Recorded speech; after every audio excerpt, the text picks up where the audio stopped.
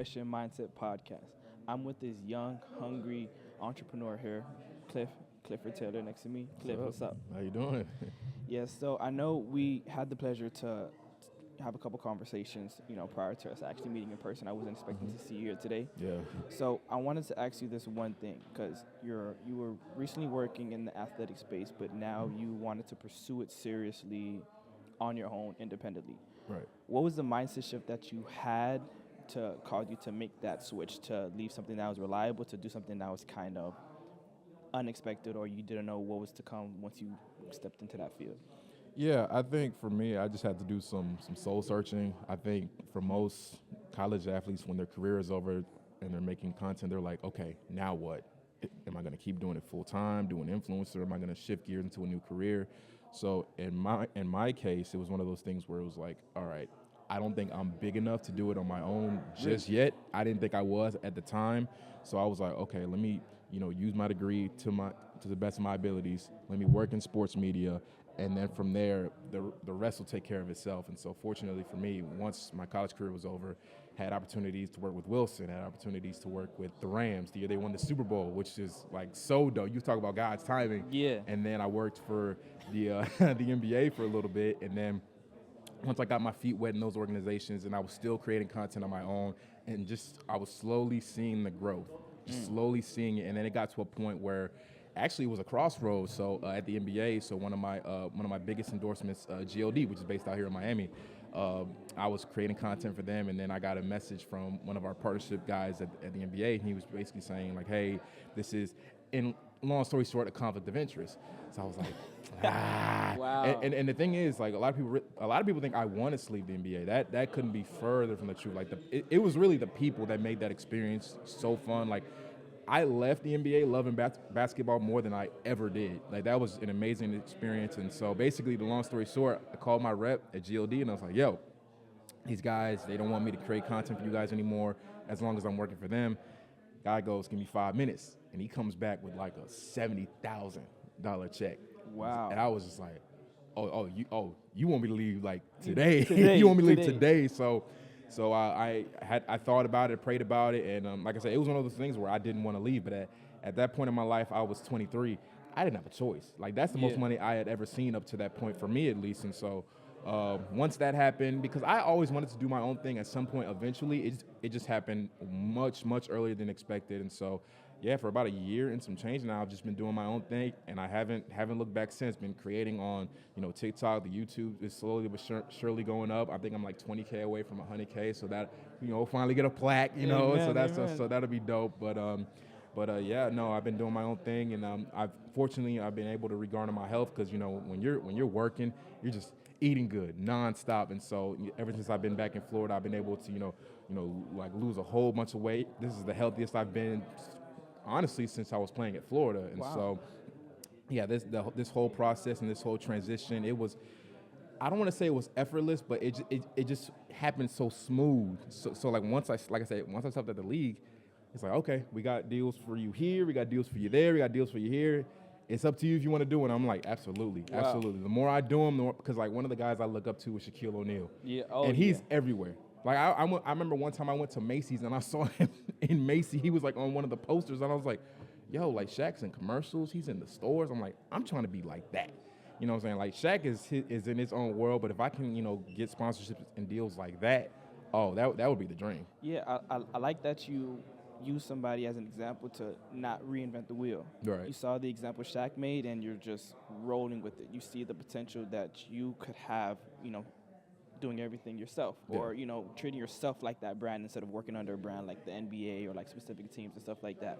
So what is the hardest part about being you now, given that you're in this experience of independency and building your brand and soaring to new heights right now?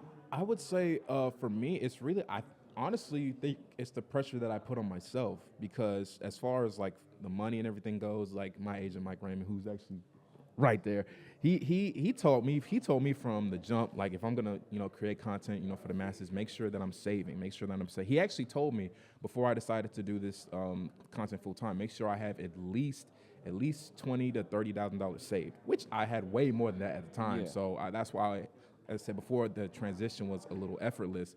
And so I would say really the pressure, because like I wake up in the morning, I'm just like, okay, like when am I going to post today? Am I going to schedule it? Am I going to post it today, tomorrow, the next few days? Like I like to think ahead. So what I've been doing with YouTube, a lot of the stuff that I've done in the past few years, that's what I've been pushing. So while I'm creating new stuff for, IG and TikToks of the world, so give it like a couple months and then it'll be brand new and fresh on YouTube. So you're kind of playing chess with the platforms a little bit. But one thing I learned, another thing I learned over the last year is how much Snapchat is paying, man. Like Snapchat Really? I mean, I kind of forgot all about Snapchat. yeah, it's crazy. So you know how these celebs, they post like 20, 30, 40 times a day. And I never understood it until last summer.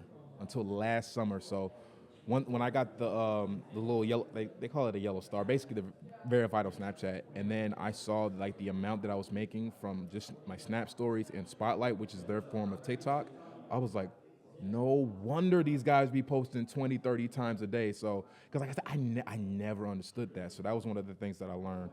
And then also really just, I would say knowing how to be organized, knowing how to have like a balanced schedule, because it's like when you're traveling a lot, like we are these days, it can get at times overwhelming. But like I said, that's a good problem to have. That's a really good problem to have. But just really getting organized and just I try to tell myself to give myself a good headspace, give myself some rest, because I think I'm at a good point in my career right now. But like I said, I want to keep that ball rolling. So I don't think the pressure is going to stop anytime soon. But hopefully, I get to a point where I'm comfortable, able to take care of my future family when that time comes and things like that. So that's nice. So you pretty much had like a like a good head start when it comes to taking that leap of faith for you. Yeah. What advice can you give somebody that is on the fence and taking that leap of faith, but they don't have that support like you had? I would say, one, reach out to me, because like I said, reach out to me, because I'm all about helping the next generation of creators, for one.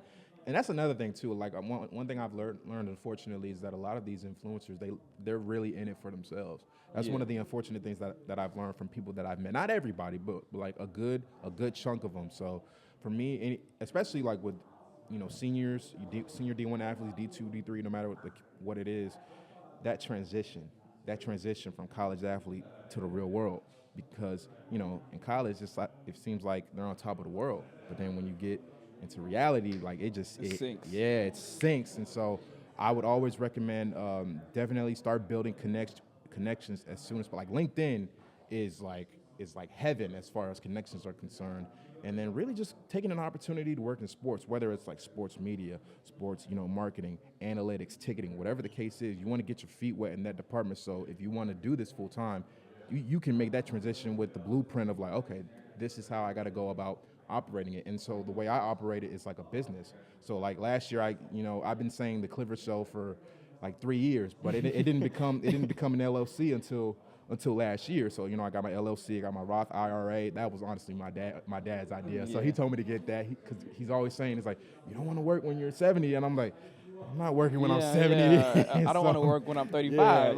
Yeah. So really building your connections and get your feet wet in the sports world, sports media department, because like I said, those connections, they stay with you, and those lessons, they stay with you forever. Like the approach that I do with my content now, it's all because of my experiences at the Rams in the NBA. Like I learned about things like Slate Team, which is, for graphic design geeks, you know what it is. And then, things like Asana, which is like a good content plan, like all those things. So I would say, just take a leap of faith and start working in sports. It's heaven sent. Yeah, so first, make the connections. First, create the game plan, follow the blueprint. And at the end of the day, everything is whether you choose to make that decision or not. Right. So I appreciate you, man. Appreciate you dropping some gems today, having this conversation. Absolutely. And, man, it was a blessing. Yeah.